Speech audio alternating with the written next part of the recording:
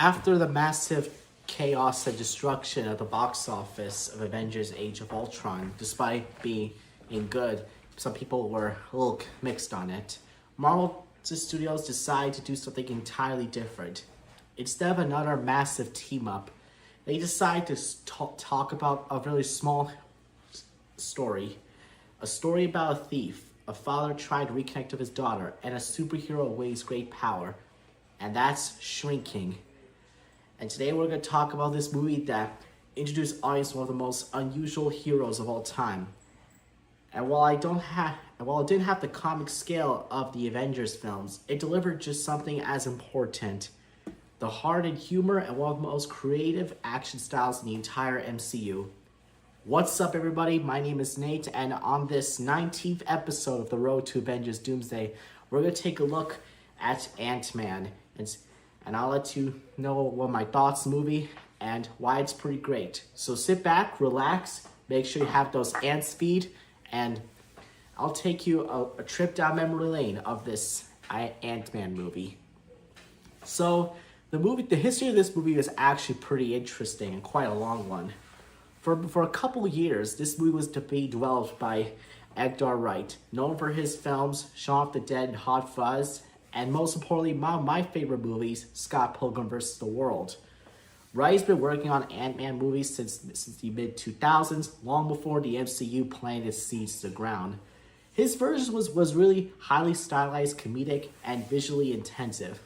However, due to creative differences between Wright and Marvel Studios, that of course led to his version of Ant-Man being scrapped. Many fans were worried that we will not see an Ant-Man movie. But Marvel quickly brought in a new director. They brought in Peyton Reed. And surprisingly, that guy managed to deliver a film that still felt fun, unique, and visually entertaining. That's what I like about it. And there was a pretty big surprise in the movie. So they decided to cast Paul Rudd as Scott Lang, aka Ant-Man. At that time, Rudd was known for some comedy films and some TV, like Parks and Recreation and stuff. He wasn't your typical superhero actor, but this is why it worked. Scott Lang is not a billionaire like Tony Stark. He's not a super soldier like Captain America.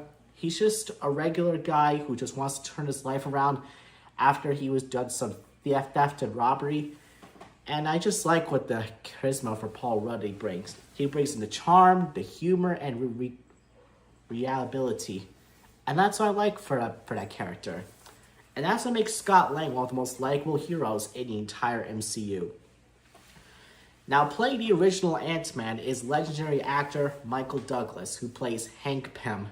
Douglas brings the gravitas and the history role for the movie. Hank is a brilliant scientist with a complicated past.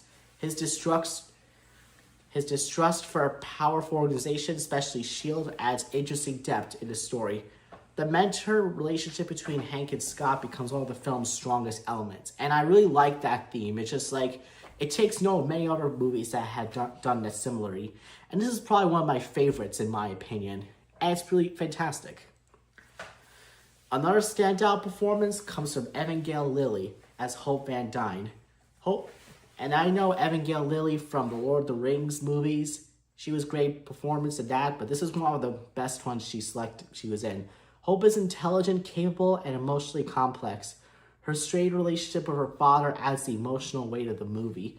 Although she isn't the hero yet, the film clearly sets her up for something big in the future. And I gotta talk about the supporting cast of the movie. They were pretty fun. Most of them were pretty notable actors I enjoy. Michael Pena absolutely steals every scene he is as Lewis. His fast-talking story scenes are standout favorites. I mean, I just laugh at every single one. Like, one time I told my dad, like, hey, this is how, like, my dad talks about this and that. It's like that crazy story, like that music. And I'm sorry, it's just so funny to talk about. I just had to bring this up. I actually enjoyed the other actors movie, like Corey Stoll as Darren Cross Yellowjacket, Bobby Cannavale as police officer Jim Paxton, and Judy Geer as Maggie Yang, the estranged wife for Scott Lang. Each character helps build Scott's world and gives it the film a grounded tone. And that's what I like a lot.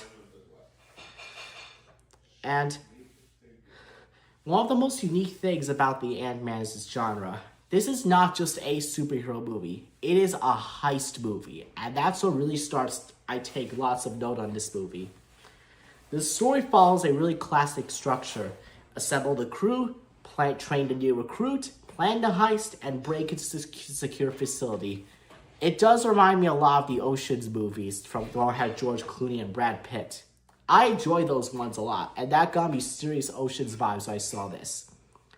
And it's pretty amazing. Anywho, this approach makes the movie feel fresh and compared to the other MCU movies at the time. Instead of saving an entire world, Scott Lang is trying to stop a dangerous technology from falling into the wrong hands. And that smaller scale works really great for the story. Another thing I like is the creative action sequences. The shrieking scenes for some is really amazing.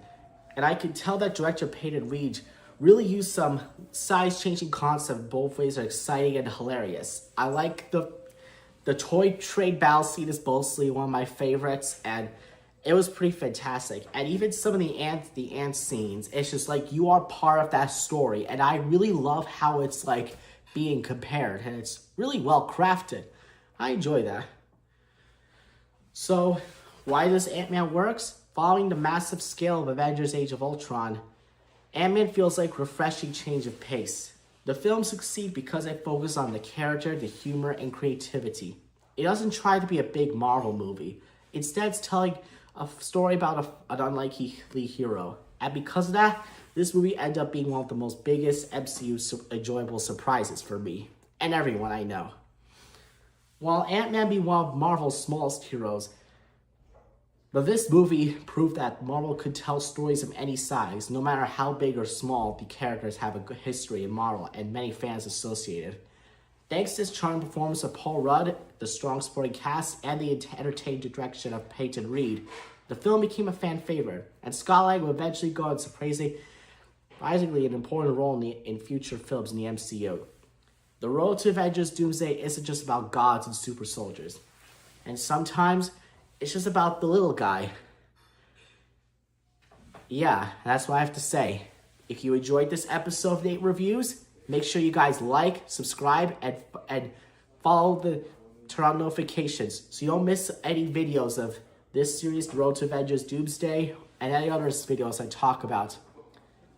But anywho, tell me down in the comments, did Ant-Man surprise you when it came out? Or did you already know why this tiny hero is going to be a big hit? Thank you for watching, and I'll see you in the next episode. Bye.